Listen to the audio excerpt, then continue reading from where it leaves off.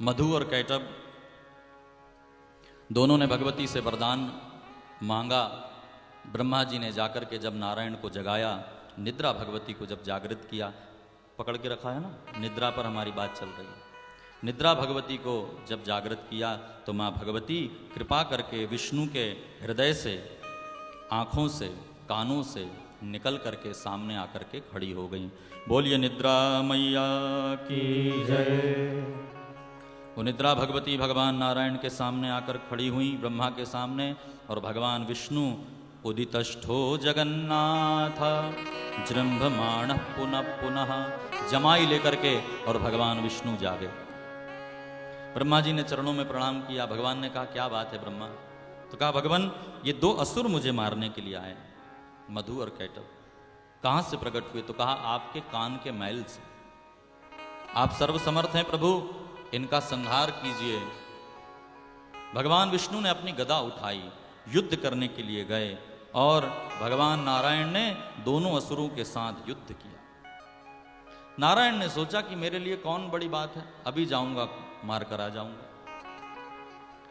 लेकिन मार्कंडेय आदि पुराण में, देवी भागवत में और दुर्गा सप्तशती में भी एक वर्णन है पहले अध्याय में कि भगवान नारायण और मधु कैटभ के बीच 5 वर्ष सहस्त्राणी बाहु प्रहरणो विभु, 5000 वर्ष का भयंकर युद्ध हुआ। 5000 वर्ष बीत गए, भगवान नारायण युद्ध कर रहे हैं। देवी भागवत कहती है कि भगवान नारायण ने विचार किया कि ये मरते क्यों नहीं, क्या वरदान है इनको। और भगवान ने विचार किया कि यदि वरदान भी हो तो मेरे पास इतना अतुलित बल है, शक्ति है, वो बल कहां गया? वो गतम में बलम शौर्यम, वो मेरा बल, मेरा शौर्य, वो कहां चला गया? इस प्रकार मन से विचार कर रहे थे। विचार करते करते भगवान नारायण मधु और कैटभ से कहते हैं कि भैया मधु कैटभ, देखो युद्ध करते करते मैं थक गया। अब नारायण तो नीतिज्ञ है ना, 4 नीति होती है हमारे यहाँ, साम दाम दंड भेद। तो भगवान नारायण ने साम नीति का उपयोग किया। साम, यदि कोई बात न बन रही हो तो कहीं से शास्त्रों से ऐसी बात निकालो, अपना काम बन जाए, उसको समझाओ सामने वाले को। दाम, यदि सामने वाला नहीं मान रहा है तो कुछ पैसे देकर अपना काम बना लो, ये दाम नीति।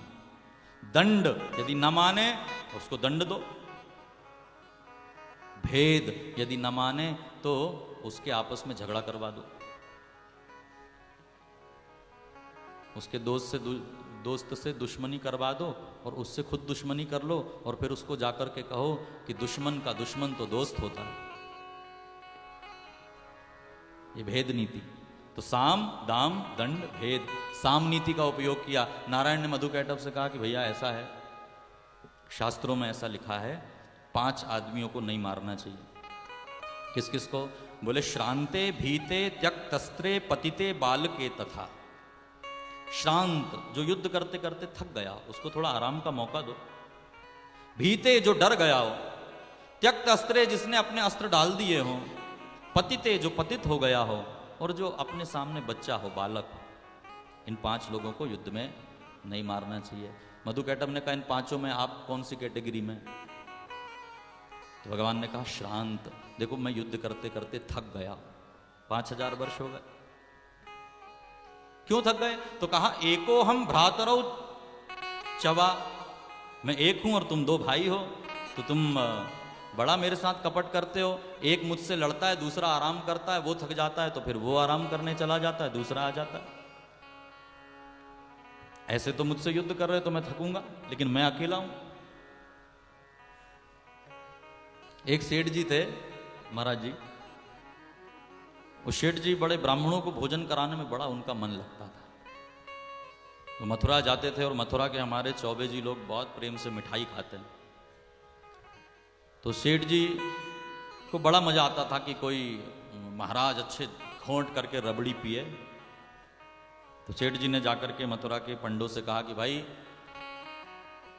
हमारी ऐसी इच्छा है कि इस बार आधा किलो रबड़ी, 1 किलो रबड़ी खाने वाले को हम 5000 रुपए की राशि प्रदान करेंगे। तो मथुरा में सब लोग जानते हैं कि एक पंडा ज्यादा से ज्यादा आधा किलो रबड़ी खींच सकता है, उसके ऊपर कैपेसिटी नहीं है।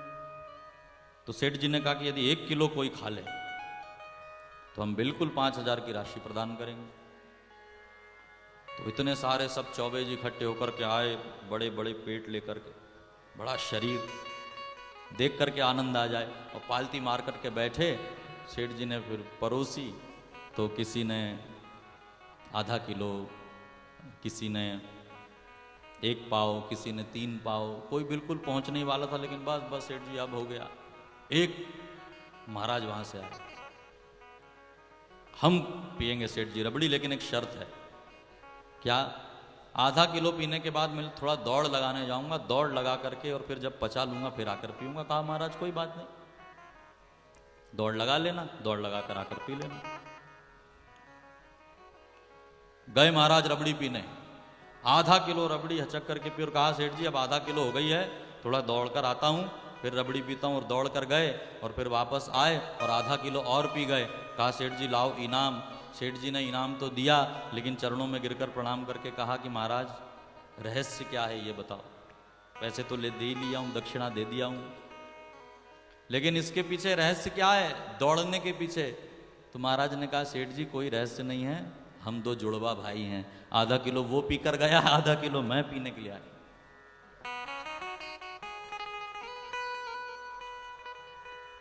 तो भगवान ने कहा कि तुम, एक युद्ध करता है, एक विराम करता है, तो मेरा भी तो ध्यान रखो, मैं भी थोड़ा विराम करूं। दोनों ने कहा ठीक है आप विश्राम करने जाइए। और नारायण को कहां थकान होने वाली है, वो तो एक किनारे गए और वहां जाकर के विचार करने लगे, और हाथ जोड़ करके उन्होंने मां भगवती परांबा की स्तुति की। नमो देवी महामाये सृष्टि संहार कारिणी अनादि निधिने चंडी भुक्ति मुक्ति प्रदेश वे। हे माँ, हे शिवा, हे कल्याणी, मेरी सहायता करिए। सहायम कुरु में माता, हे माँ मेरी सहायता करो। प्यारे भाई बहन, जगत पर जब विपत्ति आती है तो जगत दौड़ता है भगवान के लिए, और भगवान पर विपत्ति आई तो भगवान गए जगदम्बा की शरण। हाँ, जिनको समझ में आए वही ताली बजा लो, आधी अधूरी नहीं, पूरी पूरी बजाओ। भगवान ने कहा हे मां सहायम कुरु, मेरी मदद करें। खिन्नो हम युद्ध कर्मणा, 5000 वर्ष बीत गए, बड़ा खिन्न हूं, क्यों मैं इनको नहीं मार पा रहा हूं। और उसी समय मां जगदम्बा की वाणी वहां प्रकट हुई। भगवती ने कहा देव देव हरे विष्णु कुरु युद्धम पुनः स्वयं मोहयिष्याम्यहं नूनम दानवौ वक्रया दृशा। जाइए आप फिर से युद्ध करिए, मैं उनकी बुद्धि बनकर के ऐसी बुद्धि पलट दूंगी, बस आप मौका देखकर दोनों को मार देना। ठीक है, भगवान नारायण वापस युद्ध करने के लिए आए। थोड़ी देर युद्ध किया और नारायण ने कहा कि वाह वाह वाह मधुकैटभ, मान गया तुम्हारे शौर्य को, मैं तुम पर बड़ा प्रसन्न हूं, मांगो क्या मांगते हो। और तभी बुद्धि ने अपना काम किया, मधुकैटभ की बुद्धि पलटी। अरे हमारे सामने हार रहा है और हमसे कह रहा है मांगो। दोनों ने कहा कि ओ विष्णु, मुझसे हारने जा रहे थे हम लोगों से और तुम कह रहे हो मांगो। अरे मांगने का काम तो तुम करो, हम दाता हैं, हम देंगे। भगवान ने ऐसे ऊपर देखा, आकाश में कहीं तो दिखाई दें, और वहां भगवती खड़ी दिखाई दी, इशारा की कि हाँ यही मौका है। भगवान नारायण ने कहा अच्छा मैं मांगू? बोले हाँ। दोगे? पक्का देंगे, मांगो। अरे न दिया तो हम भी अच्छे असुर नहीं। और एक बार बता दूं, आदमी तो जबान देकर मुकर जाए, लेकिन असुर आज तक कोई जबान देकर नहीं मुकरा। सोचो, मानव की कैटेगरी कहां रखोगे तुम? मांगो। तो विष्णु ने कहा ये मांगता हूं मैं कि तुम दोनों मेरे हाथों से मरो, तवाव तुभ्यम देवेश दातारो नौ याचको। आप दोनों हमारे हाथों से मरिए, अब तो फंस गए, इच्छा मृत्यु के मालिक है। अब तो कहना ही पड़ा कि बिल्कुल आपके हाथों से मरेंगे। लेकिन मधु कैटभ ने हंस करके कहा, आपने हमसे मांगा, हम जान गए कि हमारी बुद्धि थोड़ी सी गड़बड़ हो गई थी, लेकिन अब हम भी आपसे मांगते हैं, ऐसी जगह हमें मारना, निर्जले विपुले देशे हनस्व मधुसूदना, जहां पर जल ना हो ऐसी जगह मारना। और उस समय सब जगह जल ही जल था।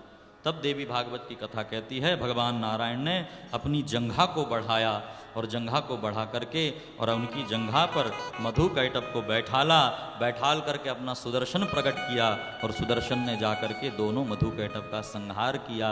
सब देवता ने जय जयकार करी। बोलिए नारायण भगवान की जय, जगदम्बा मैया की जय। जस लेना 3 से। अब देखो ये बताओ, मारा तो किसने मारा है मधु कैटभ को? भगवान नारायण ने। लेकिन हम क्या कहते हैं, मधु कैटभ को किसने मारा? मां भगवती ने। तो बात यही है, भगवती ने बुद्धि न फेरती यदि भगवती, तो मधु कैटभ कैसे मरते? और मधु कैटभ का शरीर इतना बड़ा था प्यारे भाई बहन कि उनके शरीर में से जो चर्बी निकली, उसी चर्बी से ये धरती का निर्माण हुआ है, क्योंकि जल ही जल था। इसलिए इस धरती का एक नाम पड़ा मेदिनी। क्या नाम पड़ा? मेदिनी। क्योंकि मधु कैटभ की मेद से, मेद माने चर्बी से, ये पृथ्वी प्रकट हुई।